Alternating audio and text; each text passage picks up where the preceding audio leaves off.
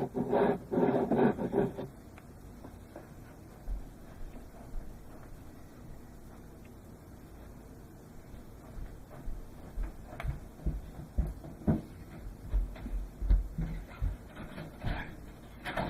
to the Today. Please come in. Thank you, everybody can sit down. Welcome to my secluded house. You can all make yourselves comfortable.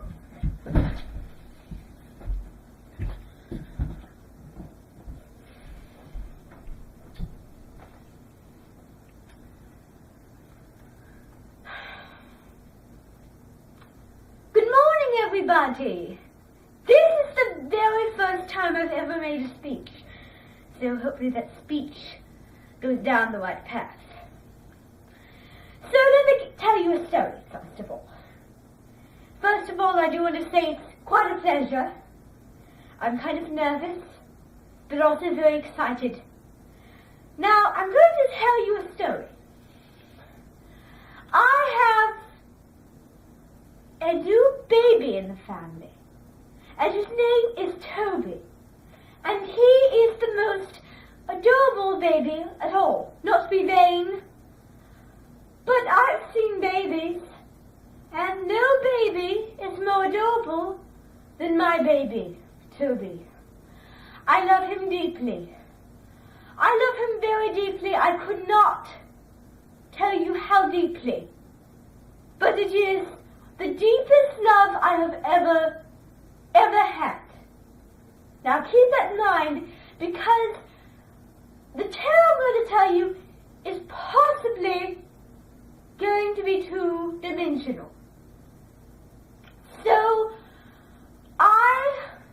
yesterday evening I was at home, and I thought back, and I saw a video of when Toby was a baby. So Toby's about, I'd say about 10 years old now, and I watched a video, a very old video of him as a baby that I took when a friend of mine, she was a babysitter, and she had a Spanish accent. She actually spoke Spanish. That was her native language. She was from Spain. She lived there about 10 years of her life, and then the other 10 years she came here to America, and she learned our language. But she kind of has the two languages combined, meaning that she can't forget any of the languages. So she has English and Spanish combined into one. Now, she was a very nice lady, and she was a lady who really liked to take things easily and really didn't like to jazz things up.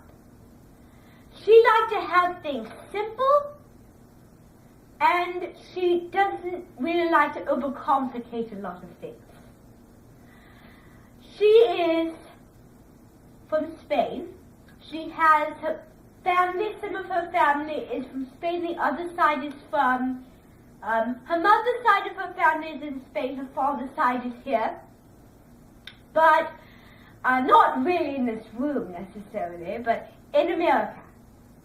She has ethnic Spanish roots, and I asked her, because I'm a teacher at Indianola Middle School, and right now it's December, and right now we're going to get into our holiday projects, because every year we have an annual unit where students get to select a holiday and they make a presentation on it.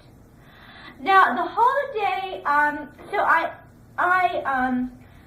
called my friend, and if you don't know what her name was Dorothy. It doesn't sound Spanish, but yes, not Wizard of Oz. No. Dorothy in there was not Spanish. So anyways, I called her, and I told her, would you be willing to give them a sample of how to do it by coming to my school and having yours over Spanish bullfighting? And quite frankly, I just asked her to share her ethnic roots because I think it would be very engaging for me and my students, my language arts students, to see kind of the ethnic roots and to kind of get a good introduction by knowing my friend and knowing how to make the presentation. And if you want to know the software, it is Adobe Spark. Have you ever heard of Adobe Spark before? Yes. Yes, and you really cannot select the font or the color of the words, because Adobe Spark is a very upper level technology use. So, as I was saying, she came in and she did hers over Spanish bullfighting. And that really gave me an opportunity to see her ethnic roots like I've never seen before. Now, I've talked to her many times on the phone, but it was the very first time that it was engaging so that me and my students could actually see her. So, when she was about 5 years old, or around her 10 age, before she came to America, when she came to America, she was about 11. But one of her most favorite traditions in Spain, when she was living there, was bullfighting.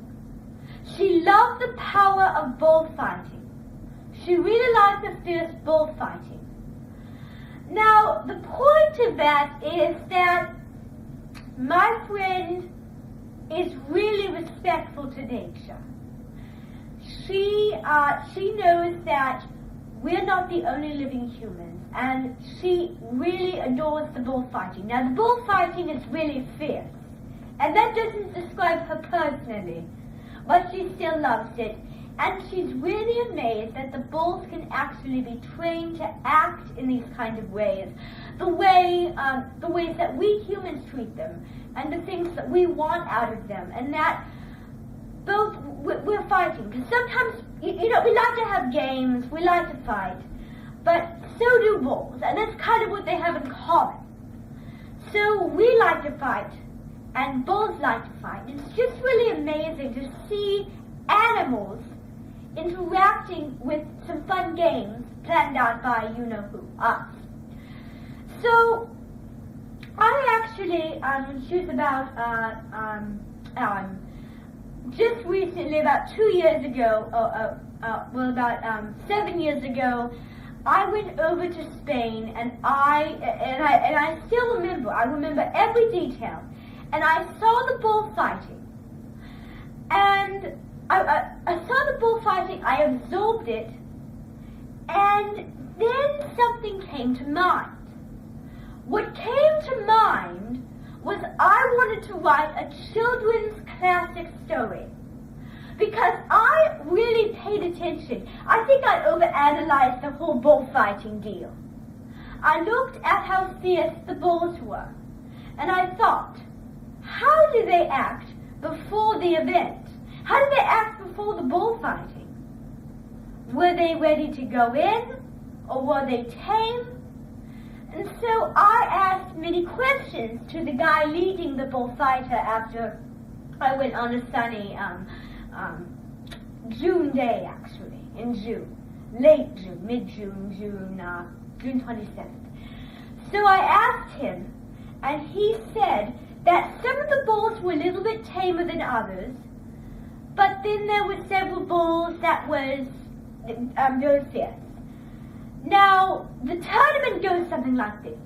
The bull is coming to the audium, and they put these things in the bull to make the bull angry, because what they want out of the bull is what we want out of the bull is the bulls to fight, actually, to get mad. And so I absorbed that, and I was like, oh Lord, I think you're taking it a little bit far. I was like, half of me was going, yes, I really want to see it. Then the other half of me was going, don't be rude to nature. But I didn't say it because the other feeling was stronger. So that's kind of my personal opinion. So I went there and I asked him, and then I came up with a story. that I wrote, a children's story. It is called Ferdinand. Because I observed how the bulls were fierce, and I wondered, I wonder what it would be like to have a bull that was very tame, because usually when you think of bulls, you think of really fierce creatures. Now what I'm thinking of is I'm thinking of a bull that is not fierce, that just likes to be lazy. And he has a life changer which goes down the wrong path, and then he's back where we started.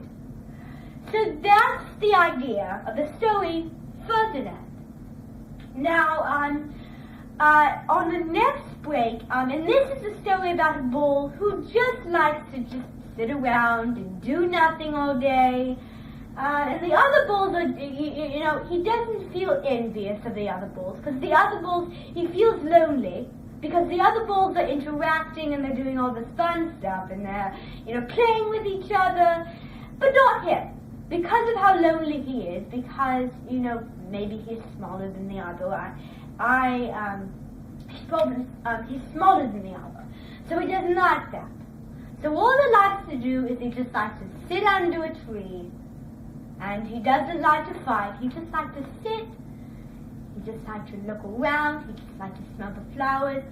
Now, I'm going to read to you the story created by me, Barbara Eden, that's my name, and I'm going to show you kind of the story that I came up with, and I hope that you will be amazed. Okay?